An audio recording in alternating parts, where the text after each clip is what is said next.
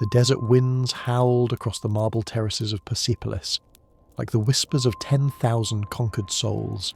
But even nature's fury could not drown out the screams, echoing from within the sacred fire temple. Ancient columns trembled with sounds, not of celebration, not of prayer, not of royal ceremony, but of something far more sinister that would make the gods themselves weep in shame. Noble Darius stood frozen at the temple's entrance, his Persian robes heavy with the weight of unwilling complicity. A golden torch burned in his trembling hand, its light dancing across walls carved with the victories of kings who had become monsters. The flames cast shadows that seemed to writhe and twist, as though even fire itself recoiled from what it was forced to illuminate. His breath came in shallow gasps beneath his ceremonial mask.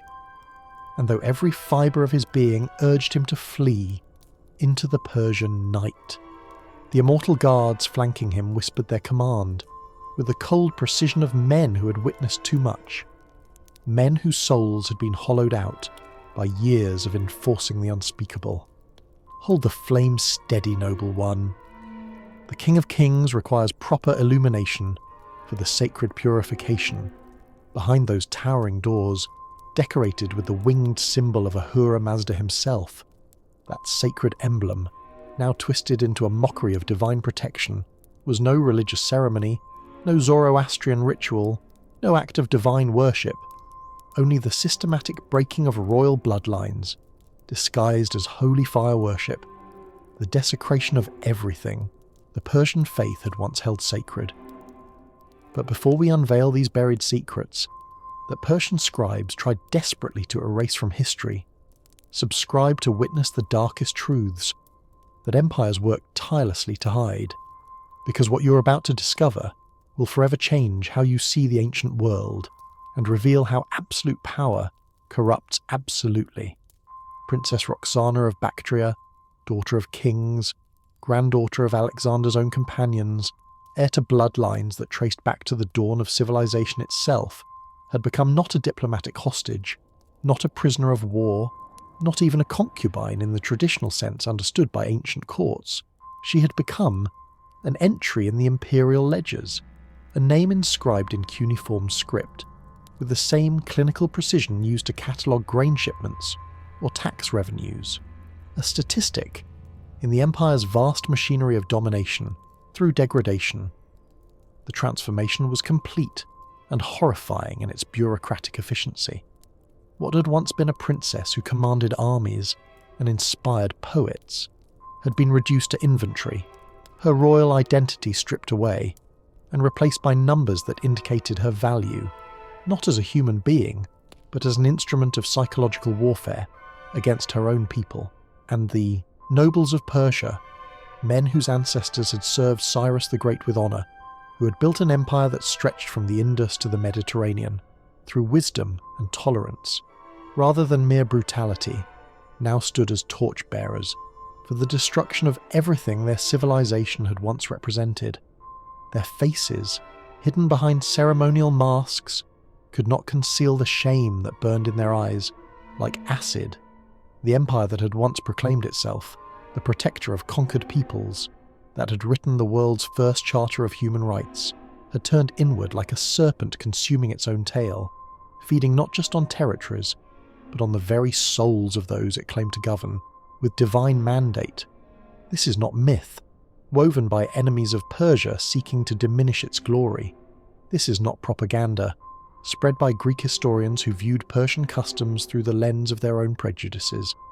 This is documented history, preserved in cuneiform tablets, buried beneath the sands of time, confirmed by archaeological evidence, uncovered by modern excavations, and testified to by the very architectural remains of Persepolis itself, walls that still echo, with the ghosts of what transpired within them, the most disturbing sexual customs of ancient Persia.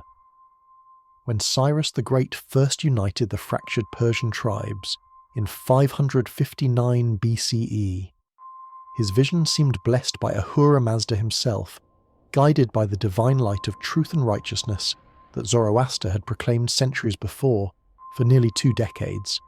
the empire expanded not through the brutal subjugation that had characterized Assyrian rule, not through the mindless destruction that had marked previous conquerors, but through a revolutionary concept of tolerance and administrative genius that allowed conquered peoples to maintain their customs, their gods, and most importantly, their dignity. The Cyrus cylinder, discovered by archaeologists in the ruins of Babylon and now housed in the British Museum, proclaims in elegant cuneiform script the king's commitment to justice, his protection of the weak, and his respect for local traditions. It speaks of liberation, rather than conquest, of restoration, rather than destruction, of a ruler who saw himself not as a tyrant, but as a shepherd of diverse peoples, united under one beneficent crown. Yet within the marble halls of the growing Persian court, even as Cyrus's proclamations of tolerance echoed through the empire's satrapies, a transformation was already beginning. Like a hairline crack in a perfectly carved relief, that seems invisible to the casual observer, until time and pressure deepen it into a fracture that threatens the entire structure. The corrupting influence of absolute power had begun its insidious work on the noble Persian soul. At first, it manifested in ways so subtle that even trained courtiers might have dismissed them as coincidence or misunderstanding. A Lydian princess who had come to court as an honoured guest, part of a diplomatic marriage alliance, was seen less and less frequently in public ceremonies. When she did appear, observers noted that her once proud bearing had given way to a strange, hollow-eyed compliance that spoke of broken spirit rather than willing submission. A Babylonian prince who had sworn allegiance to the Persian crown after his city's peaceful surrender was observed walking the palace corridors with downcast eyes and trembling hands, his royal confidence replaced by the nervous demeanour of prey that knows it is being hunted but cannot comprehend by what predator. The palace staff, from the highest chamberlains to the lowest servants, began to whisper of strange new additions to the royal quarters. Chambers that had once housed diplomatic envoys and honoured guests were being redesigned with peculiar architectural features that served no obvious ceremonial or practical purpose. Walls that seemed engineered to amplify sound rather than muffle it, creating acoustic properties that made even whispered conversations carry clearly to adjacent rooms. Bronze fixtures, mounted at precise intervals along corridor walls, their purpose unclear to the craftsmen who installed them under cover of darkness. And in the deepest vaults of the royal treasury, alongside the legendary gold of Croesus and the silver tribute of conquered Sardis, new types of records began to appear, scrolls and tablets, written not in the flowing, elegant script traditionally used for trade agreements, diplomatic correspondence, or tax collection, but in a cipher known only to the inner circle of the royal household, a secret language that transformed human beings into categories and statistics. The priests of Ahura Mazda, men who had once served as the moral conscience of the empire and the spiritual advisors to Persian kings, found themselves increasingly isolated from Cyrus's inner councils.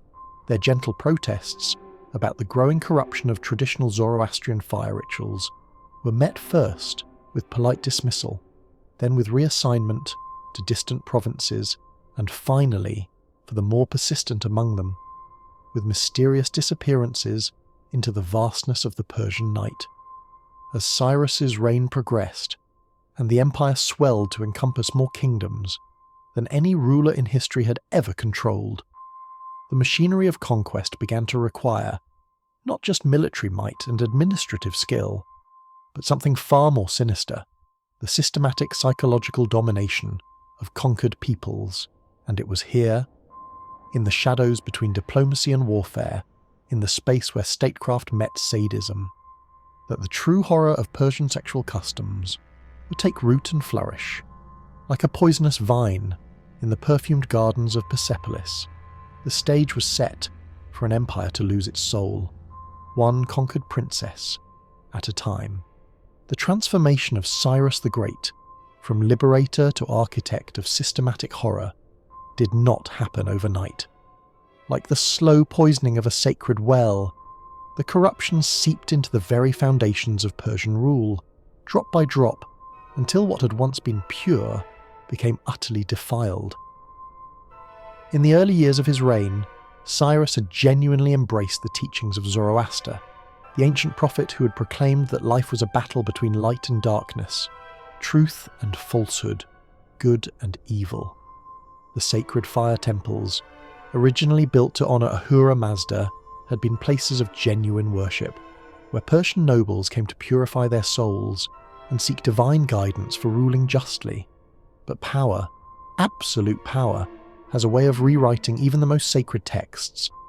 It began with a single captured princess, a tosser of Media, taken during the conquest of Ecbatana in 549 BCE.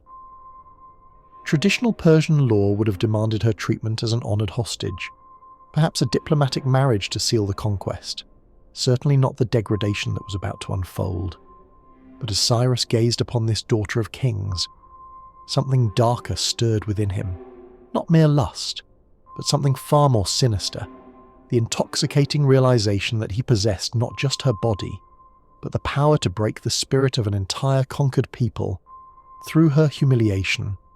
High Priest Kartir, once Cyrus's most trusted spiritual advisor, later wrote in his secret memoirs discovered centuries later by archaeologists, "The King of Kings summoned me to the sacred fire temple on the night of the new moon.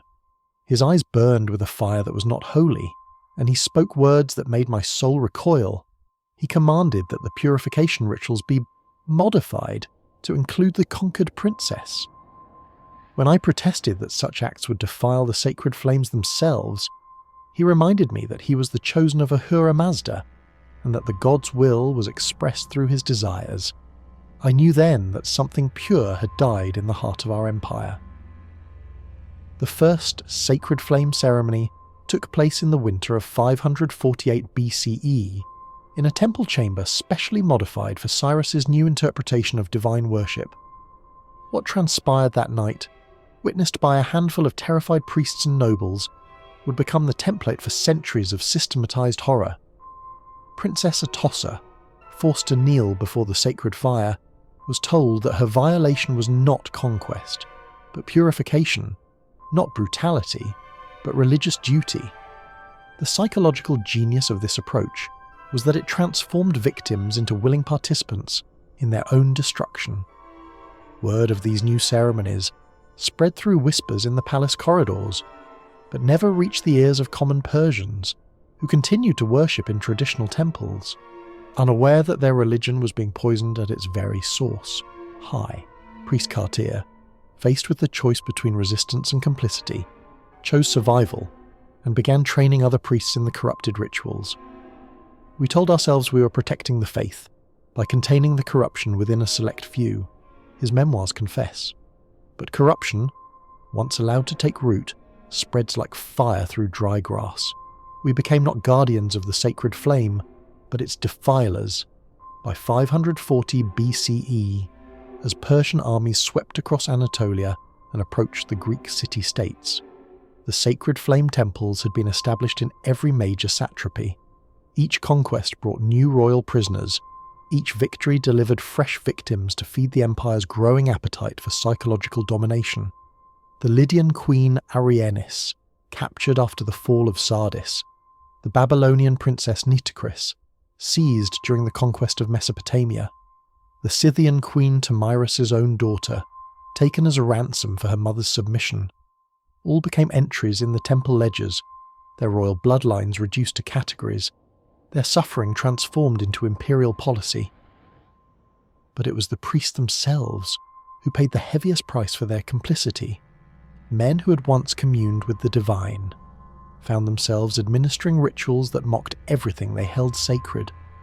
Priest Goshtasp, who served in the Babylon temple, left behind clay tablets that archaeologists discovered in 1923, detailing his psychological torment. Each ceremony chips away another piece of my soul. I perform the sacred words while witnessing the profane acts, and I know that Ahura Mazda weeps for what we have become. Yet I cannot stop, for to refuse means death, and death means another will take my place, and perhaps be even more willing to embrace the darkness. As Cyrus aged, the ceremonies became more elaborate, more cruel, more systematized. What had begun as isolated incidents evolved into institutional machinery, with detailed protocols, specialized chambers, and administrative oversight that would have impressed any Persian tax collector. The sacred flame temples, once symbols of divine light, had become factories of human degradation, their fires now illuminating not the path to righteousness, but the depths of imperial depravity. When Cyrus fell in battle against the Scythian queen Tomyris in 530 BCE, slain by the very people whose daughters he had defiled, many hoped the corruption would die with him. They were wrong. His son, Cambyses II, had been raised in the shadow of the sacred flame temples, had witnessed the ceremonies from childhood, had learned to see conquered peoples not as subjects to be governed, but as raw material to be processed. Where his father had been the architect of systematic horror, Cambyses would become its master engineer. On the day of his coronation, as the young king placed the sacred crown upon his head, high priest, Cartier noticed something chilling in the new emperor's eyes. Not the gradual corruption that had consumed his father, but something far worse. Cambyses smiled at the sacred flame temples, the way other men smiled at gardens, and in that smile, Cartier saw the future of the Persian Empire and wept.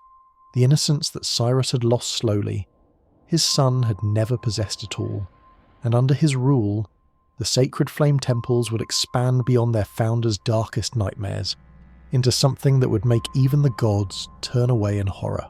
Cambyses II ascended to the throne of Persia in 530 BCE, with the sacred flame temples already burning across 20 satrapies. But what his father had created through gradual corruption, the son would transform through methodical genius. Where Cyrus had been driven by personal darkness, Cambyses possessed something far more dangerous. The mind of an administrator combined with the soul of a predator.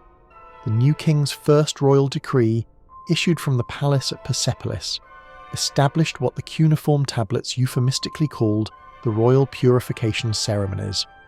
These were not the improvised horrors of his father's reign, but systematized procedures with detailed protocols, standardized documentation, and bureaucratic oversight that transformed human suffering into administrative efficiency. The sacred flame temples, once sites of sporadic cruelty, became processing centers operating with the precision of Persian tax collection, where conquered royalty was catalogued, categorized, and consumed with methodical thoroughness. It was during the conquest of Egypt in 525 BCE that Cambyses would perfect his father's innovations and create a template for institutional horror that would endure for centuries. Princess Ankhesenamun, daughter of Pharaoh Psamtik III, granddaughter of the ancient dynasties that had ruled the Nile for 3,000 years, became not just another victim, but the prototype for a new category of imperial exploitation. She was, as the Persian records coldly noted, Royal Inventory Item Designation 247, Egyptian Bloodline, Primary Classification, Temple Assignment, Persepolis Central Facility. The ledger system, Cambyses' most chilling innovation, reduced human beings to columns of data with the same precision used to track grain shipments from Babylon or silver tribute from Sardis.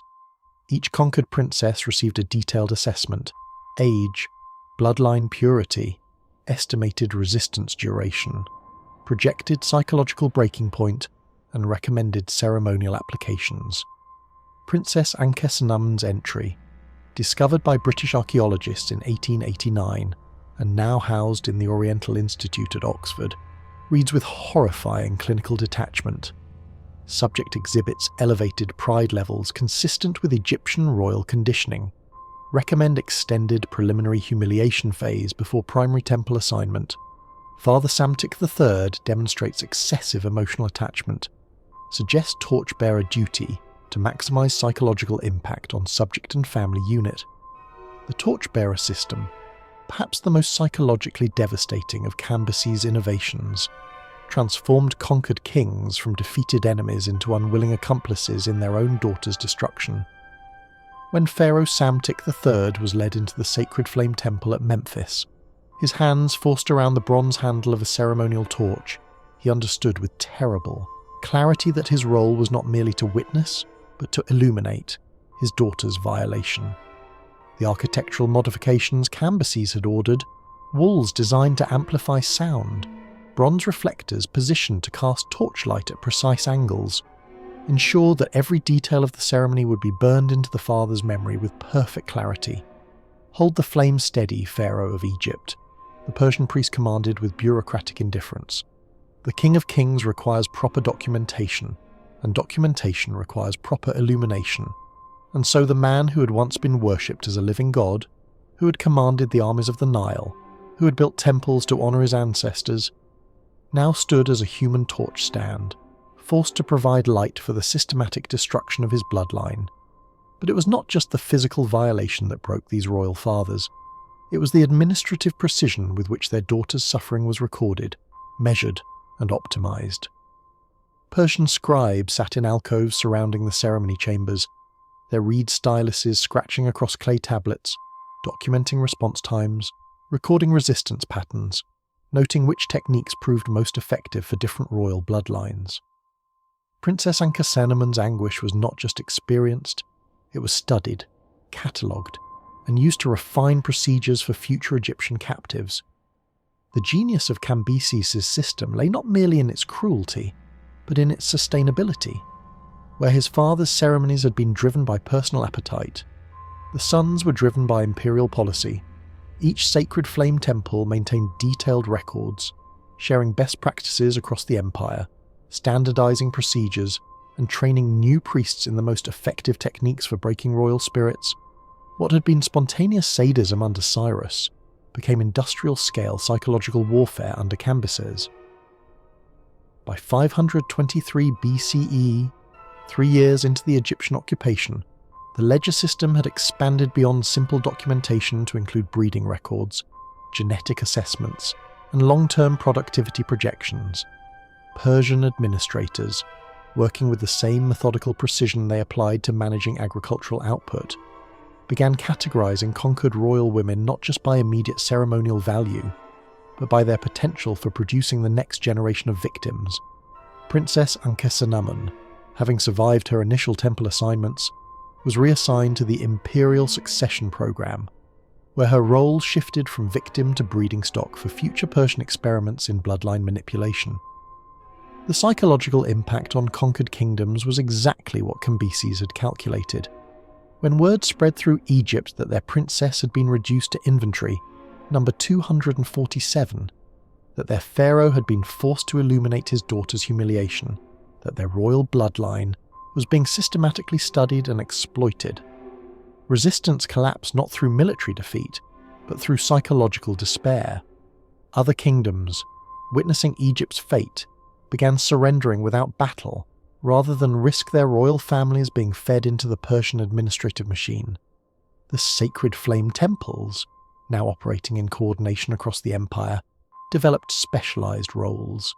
The Memphis facility focused on Egyptian bloodlines. The Babylon complex processed Mesopotamian royalty.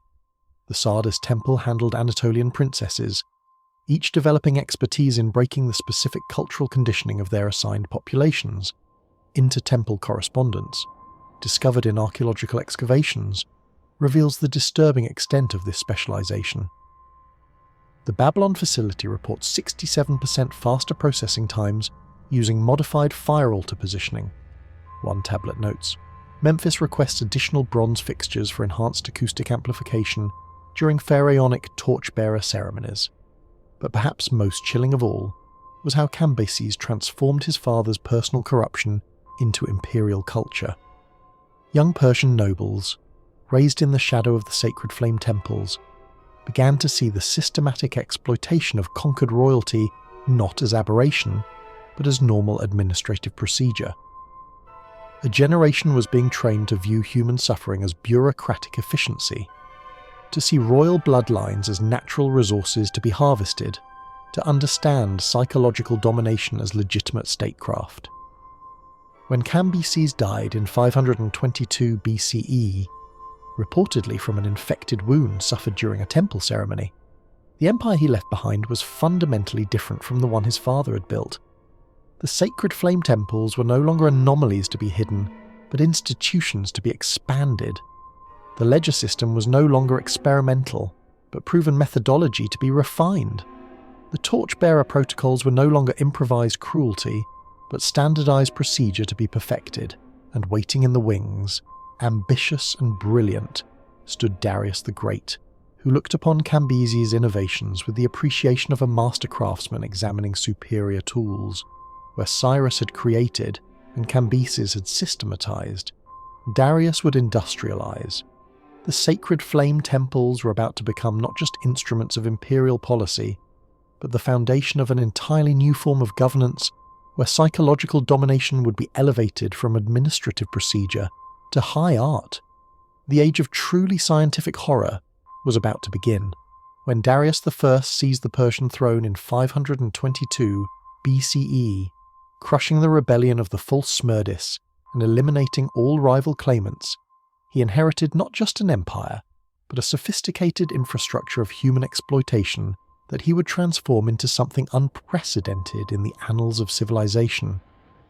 Where his predecessors had been architects of horror, Darius would become its supreme engineer, creating what Persian court records euphemistically termed the Empire of Submission. Within his first year of rule, Darius had expanded the sacred flame temple system from 12 facilities to 27, establishing coordinated centres of exploitation across every satrapy from India to Thrace. But numbers alone did not satisfy his administrative genius.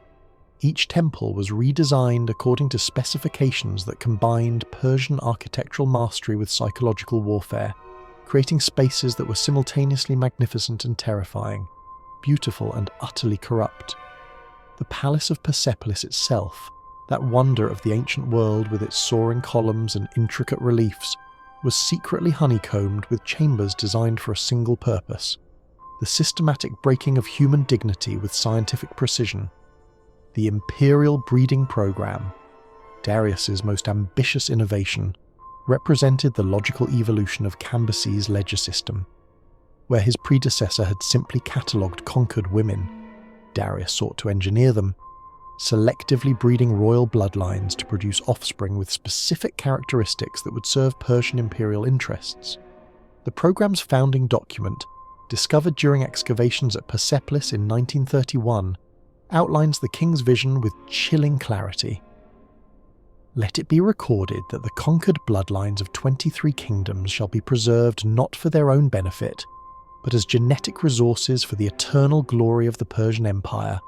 Through careful selection and controlled breeding, we shall create subjects bred for submission, rulers bred for compliance, and women bred for specialized imperial service. Princess Belteshazzar of Babylon, descendant of Nebuchadnezzar himself, became the test case for Darius's new protocols. Unlike the broken Egyptian princess Ankhesenamun, Belteshazzar possessed a spirit that seemed to grow stronger under persecution, her defiance becoming a personal challenge to the Persian king's authority. Her entry in the imperial breeding registry, written in the precise cuneiform script of Darius's chief administrator, reveals the systematic approach to breaking exceptional resistance. Subject demonstrates unusual psychological resilience. Standard temple procedures prove insufficient. Recommend implementation of advanced psychological protocols, with full architectural enhancements and extended paternal witness requirements. The architectural enhancements referenced in Belteshazzar's file were Darius's most horrifying innovation. Deep beneath the magnificent audience halls of Persepolis, where foreign ambassadors marvelled at Persian grandeur, lay chambers designed by the empire's finest architects and acoustical engineers. These rooms were not built for beauty, but for perfect sound transmission, with curved walls that amplified whispers into screams, bronze reflectors that carried voices through hidden passages, and carefully calculated dimensions that created echo effects designed to drive listeners to madness. Every detail served the purpose of psychological torture through architectural precision. When King Nebuchadnezzar IV, Belteshazzar's father and the last legitimate ruler of Babylon, was brought to witness his daughter's advanced treatment, he found himself in a chamber that represented the pinnacle of Persian engineering expertise applied to human suffering.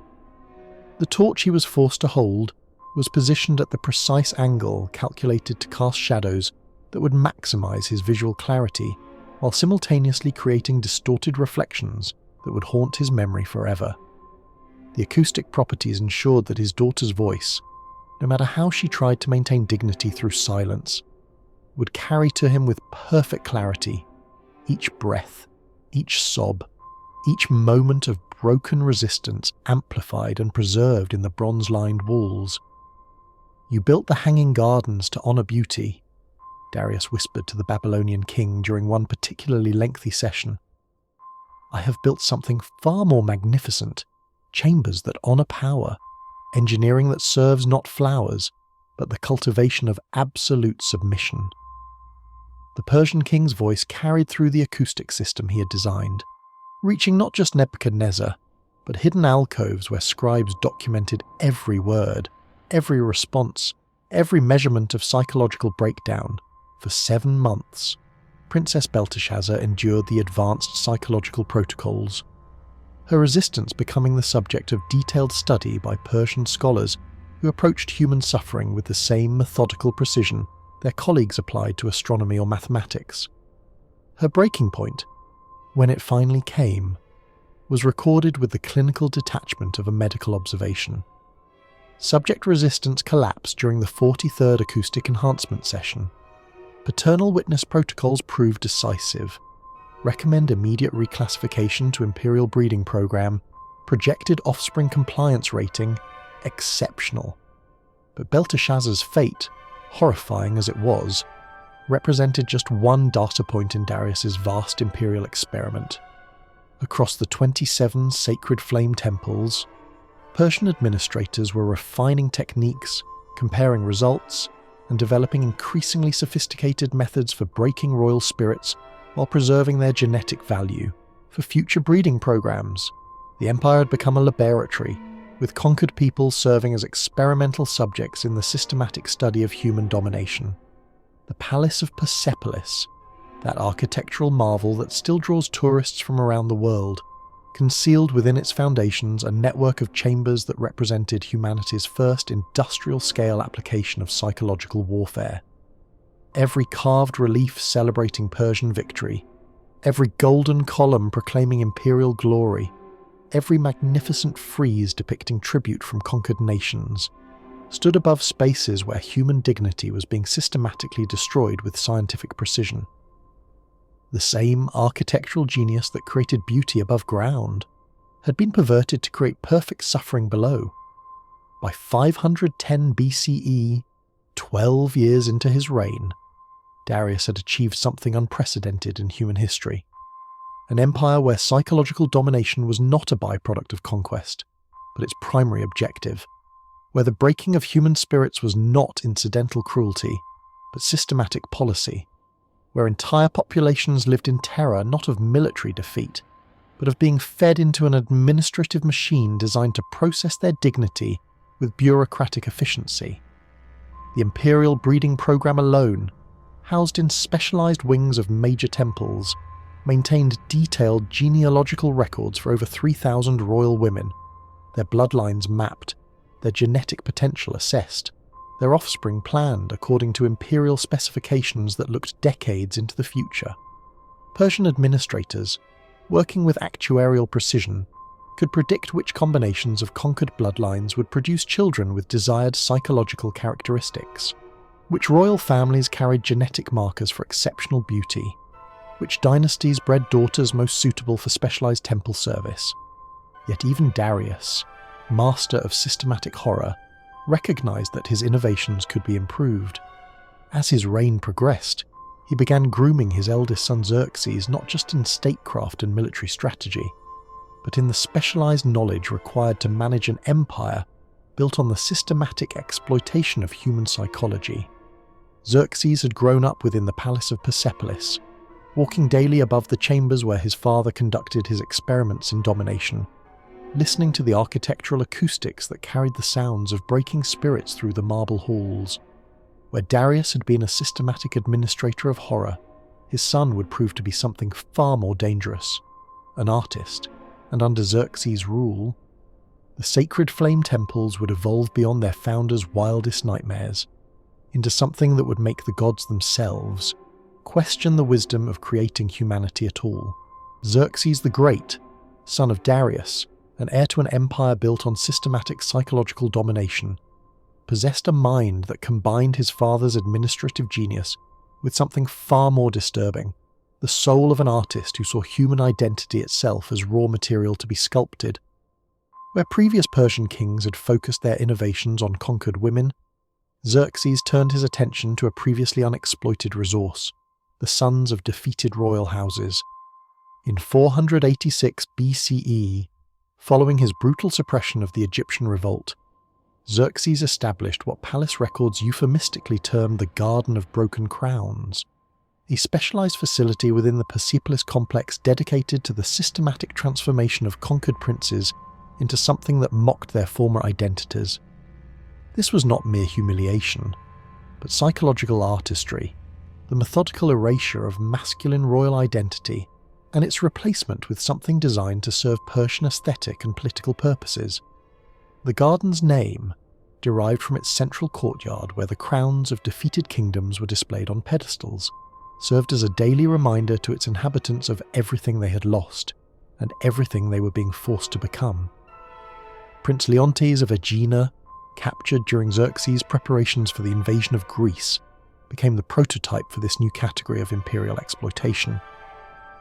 At 19 years old, heir to a maritime kingdom that had dominated Aegean trade routes, trained in warfare and statecraft since childhood, Leontes embodied everything Persian culture defined as masculine nobility, which made his transformation, as recorded in the detailed progress reports discovered during archaeological excavations, all the more psychologically devastating.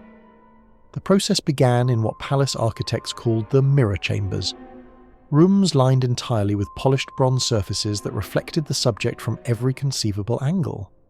These chambers, designed with the same precision that characterized all Persian psychological innovations, created a visual environment where traditional masculine identity could be systematically dismantled. Leontes, forced to spend 18 hours daily surrounded by his own reflection, was compelled to watch as Persian attendants gradually altered his appearance, each change amplified and multiplied by the countless mirror surfaces that offered no escape from the visual reality of his transformation. The administrative records, written in the clinical style that characterized all Persian documentation, chart his metamorphosis with horrifying precision. Day 12. Subject's hair reaches shoulder length, resistance to cosmetic application decreasing. Recommend advancement to Phase 2 identity modification. Day 27. Subject responds to feminine designation, voice training producing desired tonal. Adjustments. Psychological assessment indicates approaching compliance threshold. Day 41. Subject demonstrates spontaneous adoption of feminine mannerisms. Mirror chamber conditioning proves highly effective, ready for advanced courtesan training protocols, but the physical transformation, disturbing as it was, represented only the surface layer of Xerxes' psychological innovation. The true genius of the Garden of Broken Crowns lay in its systematic destruction of memory itself. Conquered princes were forced to spend hours each day reciting fabricated histories of their past, stories in which they had always been servants, had always been feminine, had always existed for Persian pleasure. These false memories, reinforced through repetition and punishment, gradually replaced their actual childhood experiences, creating subjects who genuinely believed their royal heritage had been an illusion, their masculine identity a mistake to be corrected. Prince Leontes, by the end of his first year in the garden, had become someone his own father would not have recognized. His warrior's physique, softened through carefully controlled diet and enforced inactivity, his voice, trained to speak in registers that mimicked Persian court women, his movements, rehearsed until they flowed with the grace expected of professional entertainers, his memories, rewritten until he genuinely believed he had been born to serve Persian nobility. The psychological artistry was complete. A prince had been transformed into a living work of art that celebrated Persian power through the total negation of Greek masculinity. Archaeological evidence from modern excavations, particularly the work conducted by the Oriental Institute between 1931 and 1939, has confirmed the sophisticated nature of these psychological experiments. Excavations in the eastern wing of Persepolis, previously thought to contain simple residential quarters, revealed the mirror chambers with their bronze-lined walls still intact after 25 centuries. Chemical analysis of residues found in bronze vessels indicates the use of compounds that would have affected cognitive function, likely administered to accelerate the psychological transformation process. Most disturbing of all, cuneiform tablets found in sealed archive chambers document the systematic nature of identity erasure, with detailed protocols for breaking royal conditioning and implementing new behavioural patterns. The 480 BCE, as Xerxes prepared for his invasion of Greece, the Garden of Broken Crowns housed 47 former princes, each representing a different conquered kingdom, each transformed into a living testament to Persian psychological mastery. These former heirs to thrones, now painted and perfumed ornaments in the Persian court, served not just as entertainment, but as psychological weapons deployed against visiting dignitaries from their former kingdoms. When ambassadors arrived seeking negotiations, they might find themselves served wine by figures who seemed familiar, until the horrifying recognition dawned that this graceful servant had once been the crown prince of their neighbouring kingdom. The psychological impact on conquered peoples, witnessing their royal sons transformed into Persian courtesans, achieved exactly what Xerxes had calculated. Resistance movements collapsed not through military defeat, but through despair, as parents realised that conquest meant not just political subjugation, but the complete erasure of their children's identities. Yet for all its sophisticated cruelty, the Garden of Broken Crowns would prove to be the final innovation of the sacred flame temple system. The very success of Persian psychological warfare, the systematic breaking of royal spirits across 27 satrapies, had created an empire populated entirely by subjects who had been trained to submit, to comply, to serve without question. And such subjects, when the system finally faced external pressure it could not control, proved incapable of mounting effective resistance. The empire that had perfected the art of breaking human spirits was about to discover that broken subjects could not defend their masters when the time came for defense. The sacred flame temples, those monuments to systematic psychological domination, were about to face a conqueror who understood that sometimes the most effective way to defeat an enemy is to allow them to perfect their own destruction. The sacred flame temples burned for 3 days and 3 nights in May of 330 BCE, their bronze-lined chambers glowing like the mouth of hell itself as Alexander the Great stood in the courtyard of Persepolis, watching 2 centuries of systematic horror finally consumed by flames. But it was not conquest that had doomed the Persian system of psychological domination. It was the fundamental weakness built into its very foundation. An empire that had perfected the art of breaking human spirits had forgotten that broken subjects cannot defend their masters when defense is needed most. When Alexander's forces first entered the palace of Persepolis, expecting to find the usual treasures of conquest, gold and silver and precious stones, they instead discovered something far more disturbing. The Macedonian general Ptolemy, later to become pharaoh of Egypt, wrote in his campaign memoirs of descending into chambers beneath the palace that seemed designed for purposes no civilized mind could immediately comprehend. The walls lined with bronze mirrors reflected our torchlight in endless repetition, creating the sensation that we walked through a nightmare made manifest. And the smell, sweet incense, could not mask the lingering odour of human despair that seemed to have soaked into the very stones. In the archive chambers, sealed since the final days of Xerxes' reign, Alexander's scribes discovered documentation that revealed the true scope of Persian innovation in human exploitation. Cuneiform tablets, thousands of them, meticulously cataloguing 2 centuries of systematic psychological warfare, detailed records of the sacred flame temples, breeding program assessments, architectural specifications for acoustic torture chambers, progress reports on identity erasure experiments. The administrative precision was breathtaking and utterly horrifying. Clytus the Black, Alexander's most trusted companion, reportedly wept openly upon reading translations of the tablets documenting the Garden of Broken Crowns. "We came seeking the treasures of the richest empire in history," he wrote to his family in Macedonia. "Instead, we found the carefully preserved records of its moral bankruptcy." But perhaps most disturbing of all were the living remnants of the Persian system that Alexander's forces encountered throughout the palace complex. Former princes, now in their 40s and 50s, who approached the Macedonian soldiers with the painted faces and flowing garments that had become their permanent identity, no longer able to remember their original names or royal heritage. Women who had been entries in the imperial breeding program, some now grandmothers, who spoke of their children and grandchildren not as family, but as inventory produced for imperial service. Persian nobles, descendants of the torchbearers who had illuminated their own family's destruction, who displayed a psychological damage so profound that they seemed incapable of independent thought, their spirits so thoroughly broken that they continued to seek permission for every action, even from their conquerors. Alexander, himself no stranger to the brutal realities of ancient warfare, was reportedly shaken by what he discovered in the Persian archives. His decision to burn Persepolis, traditionally attributed to drunken revenge for the Persian destruction of Athens, takes on darker significance when viewed through the lens of what he had uncovered. This was not just the destruction of a palace, but the deliberate obliteration of an institutional system that had perverted human civilization itself.